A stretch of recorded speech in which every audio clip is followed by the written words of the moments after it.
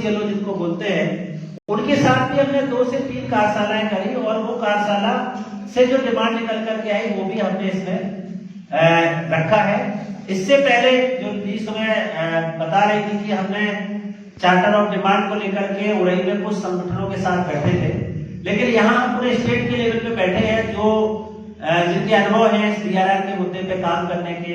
हमारे बहुत सारे सीनियर साथी हैं, तो मैं चाहूंगा कि अभी ये पूरा खुला सेशन रहेगा और सब लोग अपनी बात को वहां पे जोड़ेंगे, जिन मुद्दों को वो डिमांड लेटर में यहाँ पे रखना चाहते हैं। तो यहाँ पे मैं टाइप कर सकता हूँ और इनपुट और मॉडरेशन के लिए बिना, चूंकि अभी नहीं है उनका नाम था, मैं प्रसाद जी से रिक्वेस्ट करूंगा कि वो इसमें हेल्प करेंगे इनपुट और उसमें, ताकि ये फाइनल चीजें हो पाए। और जो भी हमारे सीनियर साथी हैं, मैं चाहूंगा कि वो थोड़ा आगे आएंगे और वो इनपुट देके फाइनली चीजों को कंप्लीट करने में, वो साथियों के साथ हमने ये प्रक्रिया उड़ई में करी थी, तो उनको मैं यहाँ पे नहीं, जो साथी वहां नहीं थे, जिसमें मैं राम कुमार जी से अनुरोध करूंगा कि वो आगे आ जाए। दौलत राम जी से मैं अनुरोध करूंगा क्योंकि वो पूर्वांचल में काफी समय से बहुत सीनियर साथी हैं और इस काम को लगातार दलित समुदाय के साथ, बच्चे समुदाय के साथ काम कर रहे हैं। उनसे चाहूंगा कि वो भी आप आगे आ जाए। मैं आपका वेलकम करता हूं। हमारे कुछ महिला संस्था संगठनों के साथी हैं, बनारस से सुमन जी हैं, गायत्री जी हैं, अम्बेडकर नगर से गुलशन जहां है श्रावस्ती से, उनसे भी मैं चाहूंगा। और 2 साथी, वो अनीस भाई कहीं चले गए, वो डिस्ट्रिक्ट डीआरआर के मेंबर है और डिस्ट्रिक्ट में बैठते हैं, तो मैं चाहूंगा कि उनका इनपुट, और अजहर भाई जो आईजी के साथ भी जुड़े रहे हैं, कुछ चेयर का में तो इधर लगाइए ताकि आप लोग जो भी पूरे फ्लोर से आए उसको एक फाइनल टच देते हुए हम लोग जो है इसको यहाँ पे टाइप करने की जरूरत होगी, मैं टाइप करता रहूंगा। और प्रसाद जी को जो इनपुट है वो भी उसमें शामिल करते हुए हम इस सेशन को अगले 1 घंटे तक इसको समराइज करेंगे और जितनी भी डिमांड्स हमारे सामने आएगी चार्टर ऑफ डिमांड के रूप में, हम उसको लेते हुए जो आगे का वे फॉरवर्ड जो हमारे एजेंडे में है, क्योंकि इसके साथ उस पर जाना है, उसमें भी आप सबकी सलाह मशवरा और राय की जरूरत होगी कि कैसे जो मांगे आई है वंचित तबके की, समुदाय की, लोगों की, वो शासन और प्रशासन तक पहुंचे, क्योंकि कई बार वो चीजें पहुंच नहीं पाती। और ये चर्चा हमने प्री बजट कंसल्टेशन बजट आने से पहले इसलिए किया है ताकि बजट आने से पहले हम उनको ये चीज दे सकते हैं। और अभी क्योंकि 2018 से 23 तक का यूपी का क्लाइमेट एक्शन प्लान बन रहा है, तो उसमें भी हम अपनी बातों को रखना चाहते हैं। तो 2 चीजें यहाँ पे हैं, एक तो ये कि जो भी चार्टर ऑफ डिमांड बनेगा, जितने भी यहाँ पे साथी संस्थाएं हैं, संगठन है जो इस मुद्दे पे काम करते हैं, लगे हैं, उन सब संस्थाओं संगठनों का एक समर्थन पत्र, समर्थन के रूप में कितनी संस्थाएं हैं जो इस डिमांड को समर्थन करती हैं, वो एक सूची इसके साथ अटैच करेंगे कि ये मांग अकेले हमारी नहीं है, उत्तर प्रदेश की तमाम संस्थाएं, संगठन जो इस मुद्दे पे चिंतित हैं, काम करते हैं, वो भी इस मांग को समर्थन करते हैं और वो कह रहे हैं कि नहीं, ये चीजें समुदाय के लिए बहुत जरूरी है। तो वो जितेंद्र जी वो लिस्ट साझा करेंगे, जो एक संगठन से कोई एक साथी उसको साइन कर दे, नाम डाल दे, ताकि हमारे पास लगभग अलग अलग जिले के एक प्रतिनिधि के तौर पर वो संस्था संगठन चीजें आ जाएंगी। और उसके बाद जब हमारा फाइनल डिमांड ऑफ चार्ट जो मांग पत्र है या जो हमारी चीजें आई है वो बन जाएगा, तो हम उसके आधार पे अपने स्थानीय विधायक को दे सकते हैं कि विधायक जी, विधानसभा सत्र शुरू होने वाला है, 2023-24 का एसटी का ये कॉपी है, इतनी चीजें गैप हुआ है, इतनी स्कीमों में पैसा हो गया है, आप कम से कम विधानसभा में जाते हैं तो एक क्वेश्चन ही उठा लो। अगर एक क्वेश्चन क्लाइमेट चेंज पे, एससीपी टीएसपी पे उठता है तो भी ये उत्तर प्रदेश में चर्चा का मुद्दा बन सकता है। ये हमारी रणनीति हो सकती है।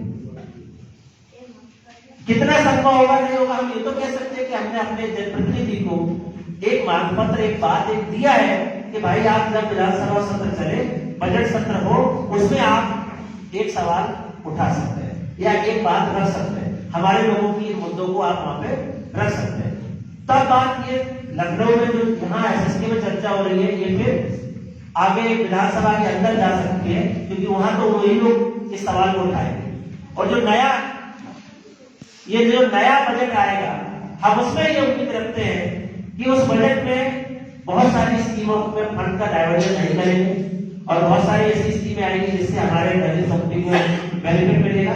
और हम बेसिकली ये भी रख सकते हैं कि जो राजकुमार जी ने बोला कि हम लोगों ने जो ड्राफ्ट तैयार किया है और ऑलरेडी उसके लिए पहल कर रहे हैं कि यूपी में जल्दी से जल्दी एससीपी डीएसपी कानून सरकार लाए, और इसकी पहल की जो सिविल सोसाइटी बाहर कर रहे हैं, गांव में, जिले में, वहां से मेमोरेंडम सबमिट कर रहे हैं।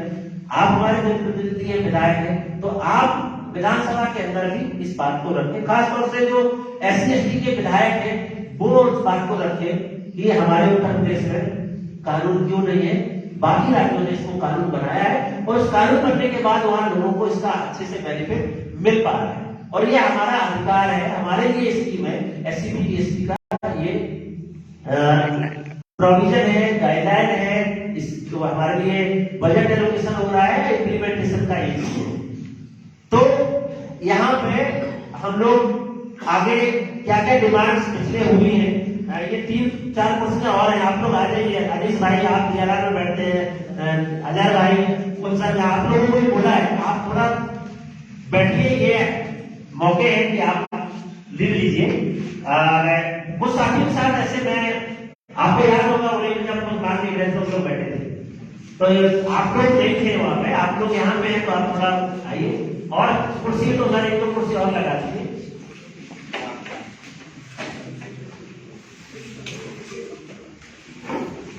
एक कुर्सी कर दिए अजय भाई के लिए, समझिए आप जिनके बगल में चले जाओ, अजय भाई ठीक है। तो ये हमारे को साथी अभी अनिश भाई ने, अजय भाई ने बहुत सारे DLR, क्लाइमेट चेंज, राजकुमार भाई पूरा एससीपी डीएसपी के ड्राफ्ट की बात कर रहे थे, दौलत भाई पूर्वांचल में वहां पे काफी ग्रासरूट पे काम कर रहे हैं, इधर बनारस से सुमन जी जो कि उस क्षेत्र में सक्रिय रूप से काम कर रहे हैं। और ये पूरा जो सेशन है इसको हम ओपनली रखेंगे ताकि कहीं से भी कोई डिमांड आएगी। हमारे कुछ अनुभवी साथी हैं जिन्होंने बहुत लंबे समय से पैरवी करते रहे, बातचीत करते रहे, तो वो जो है फाइनली इनपुट दे देंगे, और जैसे फाइनली इनपुट आता है उसके बाद हम इसको यहाँ पे उस स्कीम को यहाँ पे पुटअप कर देंगे, वहां पे डाल सकते हैं।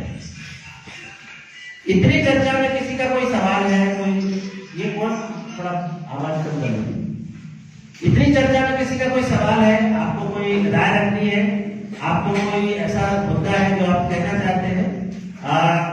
हमने जो पिछले प्रक्रिया में किया है वो मैं एक बार आपको यहाँ दिखा देता हूँ ताकि आपको थोड़ा पता रहे कि क्या हुआ है, मतलब हम लोग क्या लिखे हैं, क्या चीजें किया है, वो मैं यहाँ पे प्रेजेंट करना चाह रहा था कि आप एक बार देख लें। कुछ मांगे, कुछ चीजें आई है,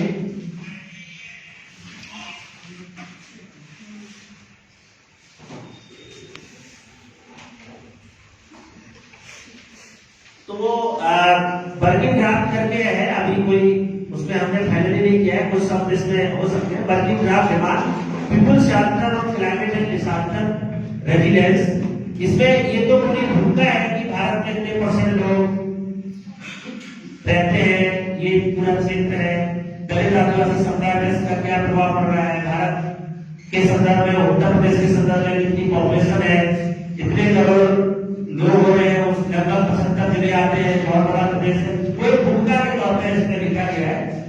कुछ मांगे जो ये लास्ट में आप देख सकते हैं कि पिछले 1 साल में बुंदेलखंड के 3 जिले, जालौर, झांसी, ललितपुर की 50 पंचायत में जहाँ से कुछ लोग आए हैं, उन्होंने जो बातें मांगे निकाली गई थी और कुछ संस्थाओं के साथ बैठ के जो चर्चा निकली थी उसमें कुछ मांगे यहाँ पे डाली है। आप इससे सहमति या इसमें कुछ जोड़ना या इसको प्रायोरिटाइज कर सकते हैं, क्योंकि बहुत ज्यादा मांगने से अच्छा है कि हम कोई 5-10 कोर्स ऐसी डिमांड इसमें दें। तो ये 3-4 चीजें डाली है। इसके बाद थोड़ा कैटेगराइज किया है जलवायु परिवर्तन पर यूपी सरकार से अंदर जो हमारी मांगे हैं, जो पहले से उसमें डाला गया है, एससीपी में भूमि आवंटन की बात, एससीपी कानून की बात, है ना, भूमि उपयोग की रक्षा, रखरखाव, संसाधनों की मांग।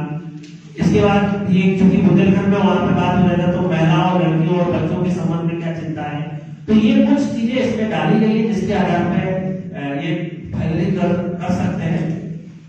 लास्ट में इसको थोड़ा और सिस्टमेटिक करने के लिए, क्योंकि आपके हाथ में ये 2014 से 18 का क्लाइमेट एक्शन प्लान है, आप उसको पढ़ सकते हैं, देख सकते हैं। उसमें 7 मिशन दिए हैं, 17 और 11 का पूरा सब चीजें उसमें आती है। तो अगर हम एक एक मिशन वाइज देख लें कि इस मिशन में क्या प्रॉब्लम है और हम डिमांड क्या करना चाहते हैं, तो करेंगे जब हम एडवोकेसी करेंगे या हम उस डिपार्टमेंट के पास जाते हैं, तो हम हमको स्पष्ट बोल सकते हैं कि भाई इस मिशन में ये कंसर्न डिपार्टमेंट है, आप उसमें ये हमारे डिमांड है, इस पे आप काम करें, तो थोड़ा सा फोकस हो जाएगा। तो यहाँ पे उत्तर कर सकते हैं। मैं प्रसाद जी से चाहूंगा कि वो कुछ इसमें और ऐड ऑन करना है, उसके बाद हम खुले तौर पर इस पे चर्चा करें।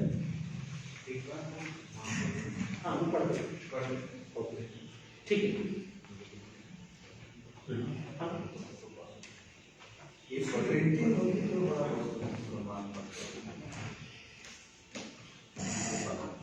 आप लोगों में से कोई पढ़ेगा ये यहाँ आके या वहां से कैसे जोर से पढ़ना, आप ही लोगों ने निकाली ना,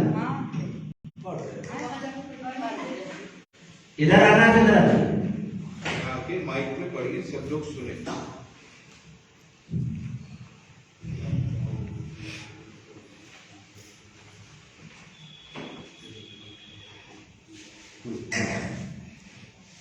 इसे पढ़ना है, ये इसमें लिखे हासिल कर दो, इसमें भी दिख जाएगा। सभी साथियों को जय भीम। जैसे हमारी प्रमुख मांग, आपदाओं के समय दलित व वंचित समुदाय के लोगों को प्राथमिकता के आधार पर राहत का मुआवजा सुनिश्चित हो। तो एक मांग ये निकल के आ रही थी कि जब भी आपदा आती है, जब भी कोई ऐसा आपदा पड़ती है, तो उसमें जो मुआवजा और राहत पहुंचता है, ये अनुभव से निकल के आ रहे थे। लोग बोलते थे कि हम तक वो चीज पहुंच नहीं रही है, दलित कम्युनिटी के लोग वंचित हो जा रहे हैं, तो इसकी सुनिश्चितता हो कि नहीं पहुंचे। बातें तो करती है सरकार, तो ये वहां से निकल के आई थी, इसलिए लिखा गया है। आप लोगों का कोई अनुभव है इसमें, सही है या फिर आपको लगता है कि नहीं है ना? ठीक है, तो मतलब इसको एक बार सुन लीजिए और पढ़ते पढ़ते आप अपने नोट्स लिख लीजिए, बाद में आता है। हाँ, और बाद में एक राउंड सबको बोलने के लिए कर दिया। हर घर जल योजना के अंतर्गत दलित व आदिवासी के घरों तक पेयजल के कनेक्शन सुनिश्चित है। ठीक है, इसमें हाँ ठीक है, एक बार पढ़ लेते हैं क्योंकि ये अभी वर्किंग ड्राफ्ट है, बाकी फिर जो चीजें आ गई है उसको पढ़ रहे आगे पढ़ो। सौर ऊर्जा मिशन के अंतर्गत दलित व आदिवासी बस्तियों व परिवारों को प्राथमिकता दी जाए और बिजली सुनिश्चित हो। स्थानीय रोजगार नरेगा में मशीनीकरण रोकना, असुरक्षित पलायन की रोकथाम।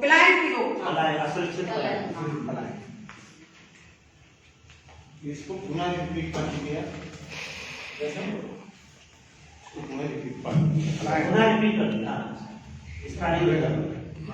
स्थानीय रोजगार नरेगा में मशीनीकरण, जो हमारे मशीनीकरण से हो रहे, जिसे रोजगारी कम हो रही। अधिकतर पहले लोगों द्वारा होते थे तो कई मजदूरों को उसमें काम मिलता था, इसी को लेके आया था कि स्थानीय रोजगार नरेगा में मशीनीकरण रोकना, असुरक्षित पलायन की रोकथाम हो। क्योंकि गांव स्तर पर रोजगार मिलेगा तो पलायन में जो बाहर लोग पलायन हो जाते तो उनको यहीं पर मजदूरी मिलेगी।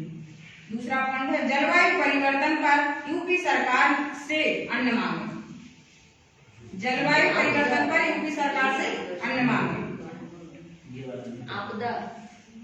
आपदा प्रबंधन में दलित व आदिवासी गांव में बाढ़ गिरफ्त व अन्य शेल्टर की व्यवस्था की जाए। शेल्टर होम की तो ये कुछ 5 पॉइंट्स निकले थे जो प्राथमिकता के ऊपर रखे गए थे। बाकी और भी अन्य चीजें हैं, इनको भी आप पढ़ लीजिए एक बार, ताकि सबको पता चल जाए कि क्या क्या है। जलवायु परिवर्तन पर यूपी सरकार से अन्य मांगे। बुंदेलखंड में जलवायु परिवर्तन में महिलाओं एवं लड़कियों और बच्चों की प्रमुख चिंताएं क्या हैं? ये मांगे नहीं, ये मांगे एक से अपने को 109 ये वाला करो ना।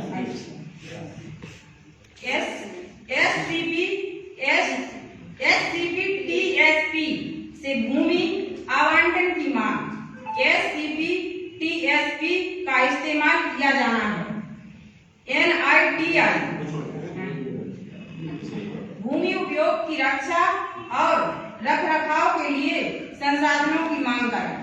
क्लाइमेट चेंज में संगठनों की भागीदारी, छोटे और सीमांत किसानों, बटाई द्वारा और भूमिहीन मजदूरों को आपदाओं में विशेष सहायता की मांग करें। स्वास्थ्य के खतरे को रोकने के लिए पशु शवों का निपटान। क्लाइमेट चेंज के खतरे और निवारण के परिप्रेक्ष्य से क्षेत्र में SCP-TSP का लक्षित उपयोग कानून की मांग।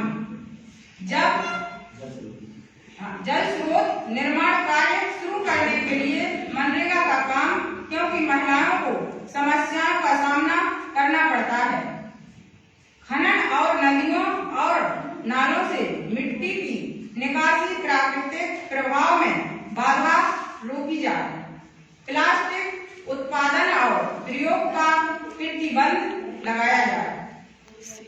CSOS को जलवायु परिवर्तन अनुकूलन और समन उपायों में शामिल किया जाना चाहिए। CSO को शामिल करने की मांग है।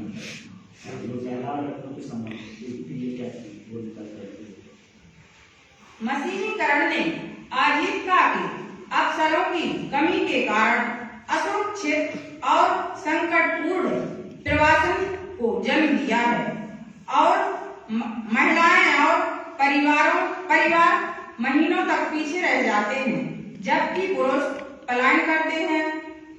पानी तक पहुंच प्रतिबंधित होने पर महिलाएं और लड़कियों को प्रजनन स्वास्थ्य संबंधी समस्याओं का सामना करना पड़ता है। जल स्रोत सूख जाते हैं। प्रभावशाली तबके की महिलाओं के पानी लाने के बाद उन्हें अपनी बारी का इंतजार करना पड़ता है। शौचालय तक पहुंच एक मुद्दा। अन्य स्वास्थ्य खतरों में कैंसर के मामले में वृद्धि शामिल है। कुपोषित महिलाएं और बच्चे प्रमुख क्षेत्रों में बच्चों तक नहीं पहुंचती। आंगनबाड़ी कार्यकर्ता आंगनबाड़ी दलित बस्तियों में नहीं है और कार्यकर्ता दमन समुदाय से है, तो महिलाएं समूह SHG स्वास्थ्य कार्यकर्ताओं के साथ चर्चा कर सकते हैं और मांगे उत्पन्न कर सकते हैं। हाँ, ठीक है। तो ये जो मांगे हैं, ये नथी जी, ललित